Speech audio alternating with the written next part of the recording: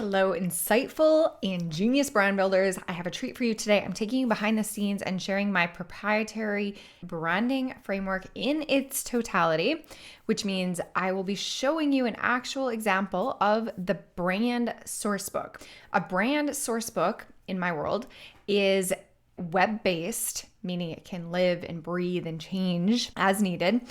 Web-based brand strategy and standards resource for you, your team to return back to so that you're continually moving in the same direction and that you have the ultimate clarity on what your brand stands for. My name is Kaye Putnam. I'm the psychology-driven brand strategist. I have been a practitioner of brand strategy and marketing and business building for well over a decade and have in that time worked with hundreds of one-on-one clients, thousands of branding students, entrepreneurs like you who are building visionary, impactful, personality-led brands. So let's lay the groundwork really quickly, and then I will take you behind the scenes to show off an example source book so that you can see exactly everything that it takes to build a comprehensive brand strategy and standards. You need to first have the awareness and the clarity of what you stand for before you bring that to market. Otherwise, you're just throwing spaghetti at the wall and you're kind of at the mercy of whoever is interpreting your brand, whether that's you in different moods and different situations, or maybe you're working with a team of contractors, of creatives, or even with AI. Maybe you are trying to get on-brand content out of ChatGPT or Jasper or one of those other AI tools, but if you don't first have the foundational clarity of what your brand stands for, what your position in the market is, your key messages, then you're going to be all over the place.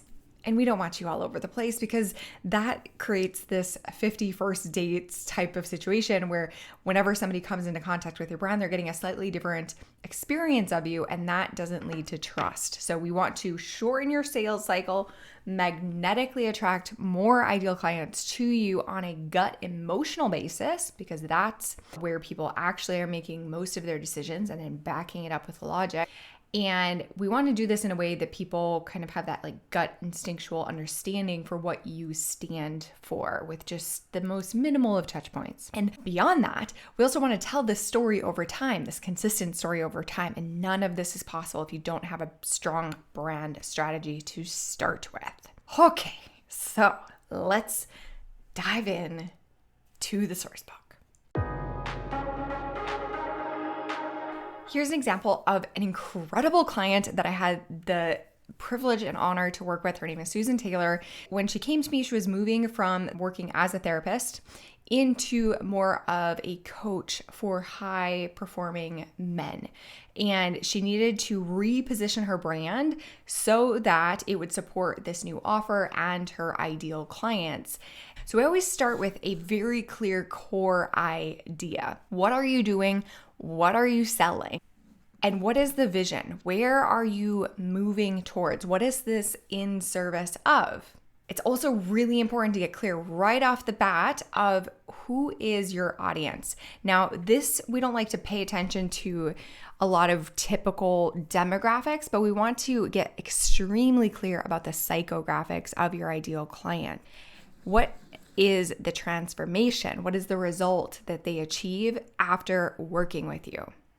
And then from all of those foundational elements of what your business actually is, we can craft a beautiful positioning statement. Your positioning statement is a really fantastic tool to use as an introduction when you're being interviewed on podcasts or talking on stage. It can be formatted to work in your about page on your website and in a lot of other places as well. It encompasses all of these major themes into one place. A lot of these elements are coming from a lot of different places. I have a marketing degree. I've read tens, if not hundreds, of books about branding. And I also have the unique experience of doing the actual work with small businesses, with entrepreneurs who are in the trenches, actually building brands. And I also have the unique experience of being the facilitator, the creative director for a lot of work for a lot of creatives. So I speak the creative language and I speak entrepreneur language, and I help those two groups of people talk to each other and create this beautiful document to act as that North Star. And one of these key pieces that I realized is really helpful to have is a core question. What question does your brand exist to answer again and again and again, no matter what offer you're putting out, no matter what format you're showing up in, whether that's video or audio or in a course or speaking on stage? What do you exist to answer? What is your brand the answer to? Next, it's really important to establish what your position in the market is. So if somebody was considering substitute brands or similar brands, competitive brands, or even doing nothing at all, why would they choose you? How are you different from like brands or like solutions? And then another interesting piece is, what is the cultural context that your brand exists in right now? I always like to say that I would have a completely different business if we were in the middle of a zombie apocalypse. But that's not the world that we live in. There are cultural shifts and forces at play that make my brand relevant right now. And it's really important to acknowledge what those are. For example, in my own business, there is all of this talk about like a recession and economic headwinds. There's layoffs that we're hearing about from the tech industry. And I'm using like super recent cultural context, societal context that's happening right now as we speak. If you're watching this video, years later, this may be different. But as of right now, there's a lot of uncertainty in the world. And because I'm recognizing that that's the context that I'm operating within, I can talk more about how building a brand is your biggest asset. It gives you power in negotiating, in networking. It helps generate your own opportunities and leads. It helps you be able to offer to the world, whether that's through a job or through a business, your greatest gifts and your greatest genius. You don't have to wait for permission for somebody to choose you. You get to cultivate exactly what your brand stands for, who you are, and how you serve the world. And all of this is more relevant than ever. If you get laid off from a corporate job that you thought was safe, you thought was secure, if you don't have a brand to fall back on, you're in a significantly different position than if you do. Cultural context that I can speak to in my brand, and then we always like to figure out what that lens is for the clients that I'm working with and students that I'm working with. Next, I always love to leverage brand archetypes as a tool to help define the brand. What are these universal human desires and values that we can connect your brand to help tell an emotive story? What is the persona or the personality-led positioning that your brand is going to occupy in people's minds? What is the relationship that they're going to have with you? What are these key messages, these key desires that you can communicate to the market that we can trust our humans desire because they're connected to things that humans have always desired? For Susan, the magician is all about change. It's about recognizing inner power. And the explorer is all about freedom. It's about fulfillment, choosing your own path. So when she continues to use those themes in her brand, she's creating clarity, consistency, and resonance in the market. So we always take a look at, first of all, what are your brand archetypes? And then second of all, how are those going to show up in your brand and business? And what are those emotional impacts that you're going to have on the market? How are we going to make people feel is the crux of the question here. Next, we move into your key messages. What does your brand believe? What is your unique point of view in the market? These point of view statements are magnetic to the people that you are trying to attract because it goes beyond your widget or features and benefits and really speaks to what matters on a deep core level. Next, this is one thing that's different about my branding framework versus other branding frameworks. You could say that point of view statements are values, and they're absolutely connected, but brand values to me weren't useful when I'm trying to communicate everything all in this like list of 12 kind of like universal value words that are going to impact both my outward market-facing messages and my inward brand culture. So while they're related, I do like to separate these out. So the point of view statements are the market-facing values that we communicate again and again and again. And then our brand principles are the inward brand culture that we are cultivating within our team or within ourself. I like to tease those out so that we can see the nuance and we can see exactly how our brand is going to live in those different areas or different arenas. Next, every brand benefits from having a movement, a mission, and that is what I call a manifesto. So it's a rallying cry for you and your team. It's aspirational, goal-oriented, and motivational. It's something that you'll probably always be working towards.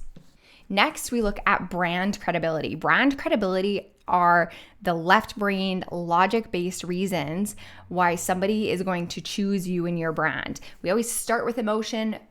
The bulk of our story and our messaging is all grounded in emotion, but we have to end and we have to reassure people with our credibility. So what are those actual proof points, those reasons to believe that you're going to communicate to the market? And then finally, on this first foundation page, which is only one of 3 in this branding framework, is where are your edges? It's great to know what you are, but what aren't you? What could people possibly misconstrue you as or mistake you for? And what are those boundaries that you need to make sure that you never cross so that you're walking your talk? What are the opposite of your brand? What are those potential pitfalls where you might be tempted to move in a different direction, but it would be off brand? So that's the foundation page. And the next area that we look at in terms of our branding framework are the words and content guidelines. So knowing everything that we know, that we've teased out and we've uncovered, unearthed in the brand foundation page, how does that translate into our tone of voice, our messaging? So we start there. Another really powerful piece that all brands should have, with very little exception, is intellectual property. So what are your named elements in your brand? Maybe you have a proprietary process. Maybe you have offers or products or coaching programs. What are your methods, your frameworks? And what are all of these pieces that are owned by your brand? Beyond that, what are words and phrases that are uniquely on brand for you that you want to make sure that people associate with you and your business? What are kind of those like memory triggers that when people hear them, they're going to think of you? And similarly, what are words that you might be tempted to use in your industry because they're common, but you shouldn't because they're not in alignment with who you want to be? Next is really important to define your VIP brand stories. Brands should be telling stories all of the time, but you're going to have a few key stories that you return back to again and again. One being your origin story. I have a full video on how to develop some of these brand stories, so go and watch that one if you want more in-depth detail about this. But origin story. Another one is the transformation story or result story. What is possible when you work with you or somebody buys your product? What is your movement story? Why is this work so important to you? And then what are the stories that are unique to your business that are inspired by your archetypes that will help you, again, connect on that emotional gut level? Content themes are like, if you were a magazine, what would your sections be? What are you actually going to talk about? Yes, we're going to tell stories as often as possible. Yes, we're going to communicate everything through our unique tone of voice and our brand language, and we're going to use our branded intellectual property names and words. But what are we actually talking about? That's what we define here in content themes. Humanizing topics, these are super fun. What are the off-topic elements that make you you? What are the things that make you memorable? I love to wear hats. I love to go downhill skiing. None of these things have anything to do with brand strategy or psychology, but they're things that I like to pop into my brand to make it more memorable. So what are those things for you? And similarly, what are phrases that you say that are just you-isms? Some of the K-isms that I use all of the time are welcoming people to my orbit. I also will sometimes say things like, shut the front door, or oh my goodness. And people recognize you for those colloquial phrases that you say again and again and again. And then down to the actual style of your text. How are you using punctuation? How are you using capitalization? How are you deciding on word complexity and choice? How are you using abbreviations? All of these things create consistency when you set standards. And our final page is we want to take a look at what are your foundational design standards. Of course, you're going to have other assets related to your brand. You might have a website, you might have templates, but what are the decisions that are informing every new piece of content or visual asset that you're creating? So we start with a mood board to help inform and make some of these decisions. Take a look at what is your logo? What does that look like? What are your colors? And all of this, again, is inspired by that foundation page. It's inspired by the core truth and positioning of the brand when it's done well. We build brands on truth, not trends. So what are these colors? Make them super easy to reference here.